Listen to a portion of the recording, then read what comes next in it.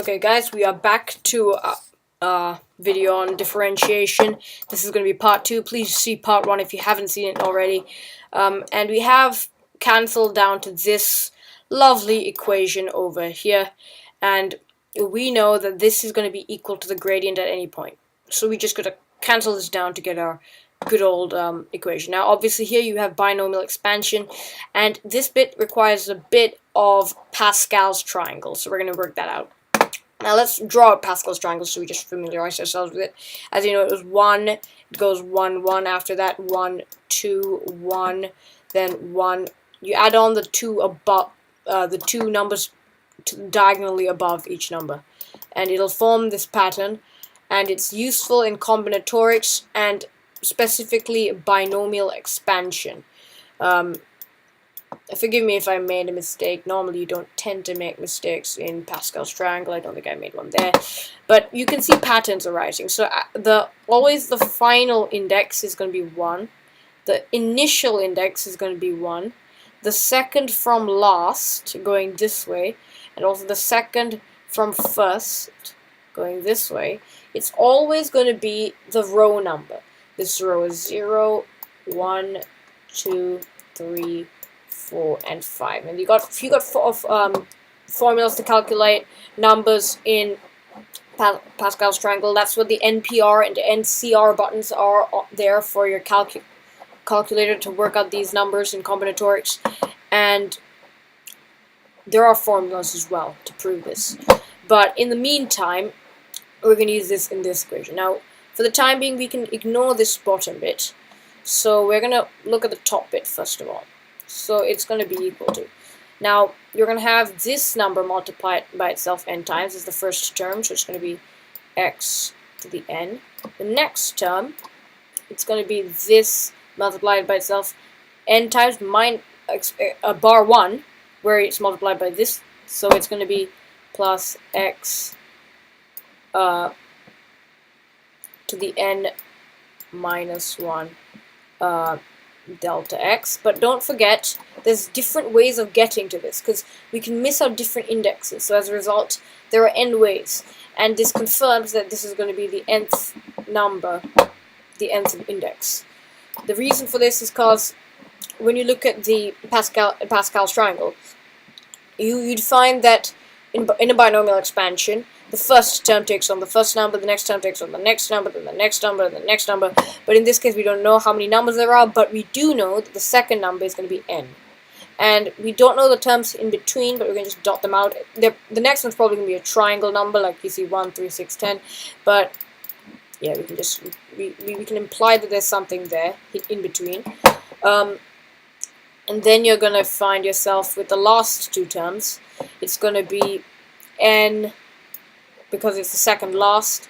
This time it's going to be fx, sorry,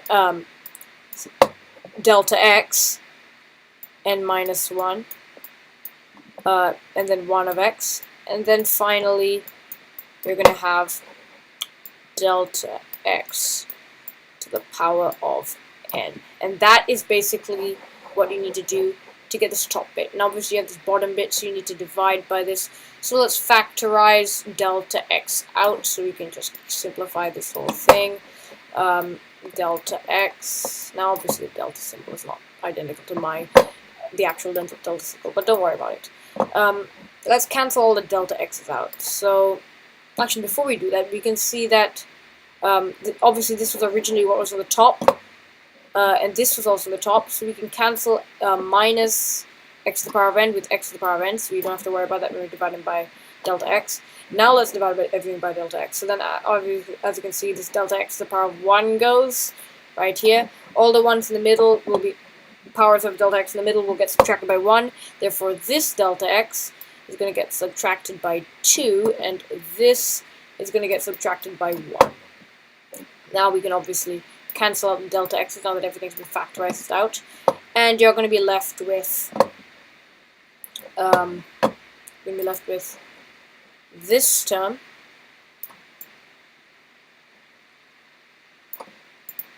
just get rid of everything else in between,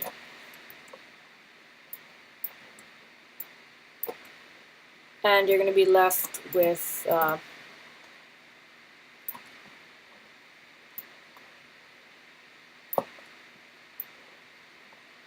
these couple of terms as your answer to the entire question, but don't forget the terms that are dotted in between. Now these will obviously get cancelled out later. Now we have simplified pretty much as we can. Now let's let delta x equal 0. That means, well, obviously there's no delta x in this equation. All the ones in between have delta x in them. So let's simulate it for these ones. Delta x into the minus 2, delta x becomes 0. Obviously 0 to the power is 0. That's not fully true, but in this algebraic sense, it is to a certain extent. Therefore, this will cancel out. Obviously, there's going to be the alternates and stuff like that that'll appear. And then you have delta x. Also, this would also have to cancel out. And all the ones in between, because they all have a delta x to some form of term. And then you're just going to be left with this term standing. That is right. That all this algebra that we've just done, all that algebra, all it proves is that dy by dx equals nx to the power of n minus 1. And it's probably been very quick for you guys. Just to recap, we had, this is going to be the change in y, x plus delta x to the power of n minus x to the power of n as the original thing, and then over delta x. When you expanded these brackets, you get x to the power of n plus n x to the power of n minus 1 delta x. Many terms in between, and you can cancel this minus x to the n with the first x to the n, so you get loads of terms in between, and you could factorize the delta x out, so you would get this term plus several other terms containing delta x in them. But then when we said let delta x equal 0, all those other terms vanished, and this term was the only term left behind, and that proves that the dy by dx equals n times x to the n minus 1. I hope that proof helped you. Now, obviously, we used Pascal's Triangle over here. I could do some combinatorics with you guys to prove that everything worked out. I might do something like that, guys. I might do something like that. So I'll do that in a future video. Now, this proves what we had earlier, right here. Yeah, so we can just complete this proof to say it is equal to the proof we were told by Sir. This is the proof of how that is. And whatever the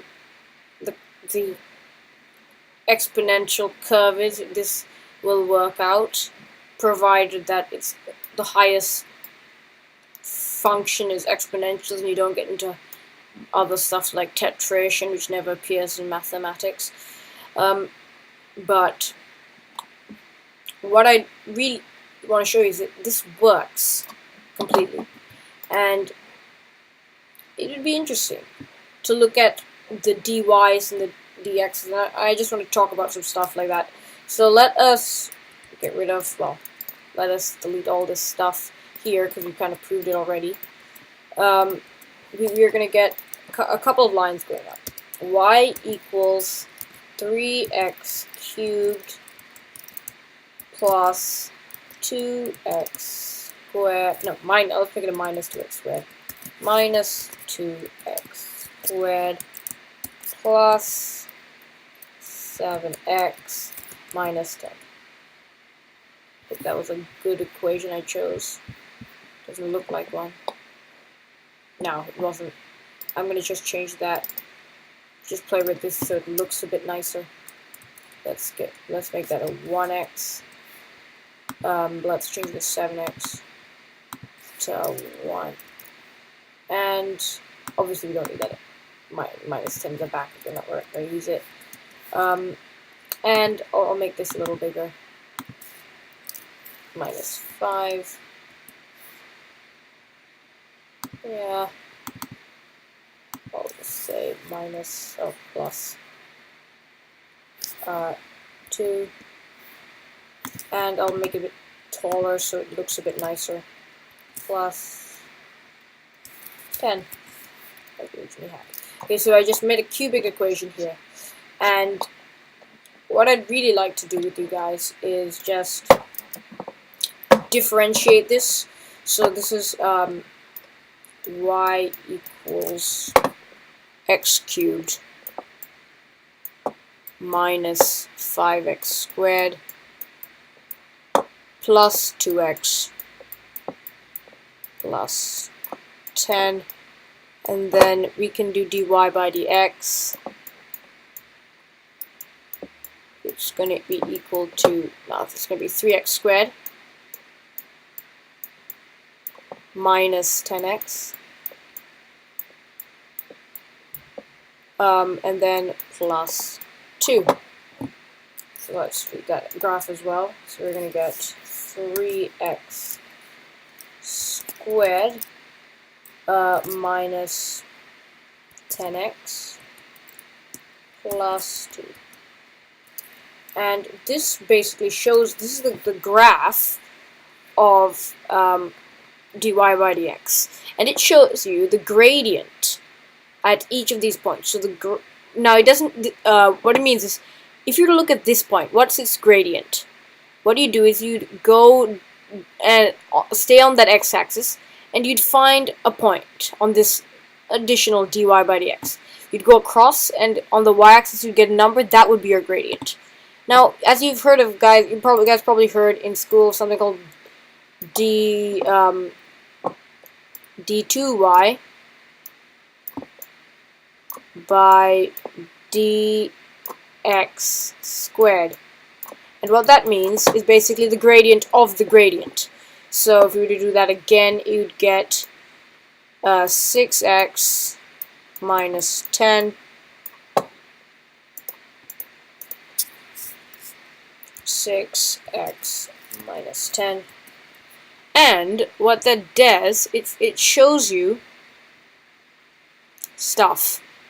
So for example, at this point, if you're wondering whether it is a minimum or a maximum, what you do is you'd look at, or you'd find it's a turning point, and the gradient of it is 0 precisely.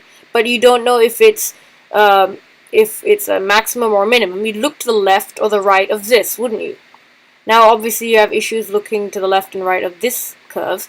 So what you do is you take the d2 by dx squared, which is this line right here, and it works out what the gradient is at this point of this line of the dy by dx, and here it shows that it's negative, but at this point, the other point, it shows it's positive. And what that means is here the gradient is increasing. Therefore, it is going to be a local maximum. Because as this increases, that means this is going to hit 0 from an increasing angle. Curving this way, which means it's going to be that. Whereas if it's positive, that means it's going to be the other type. It's going to be a local minimum. And that is because it's going to be positive at that point. And actually where this is 0, that is actually going to be like, where the gradient is sort of stable. not, it's sort of like a turning point of the turning point. Or rather, a turning point of the differentiation, which is quite interesting. So, at the moment it must look really messy to you guys. I'll just change this back to 6x minus 10.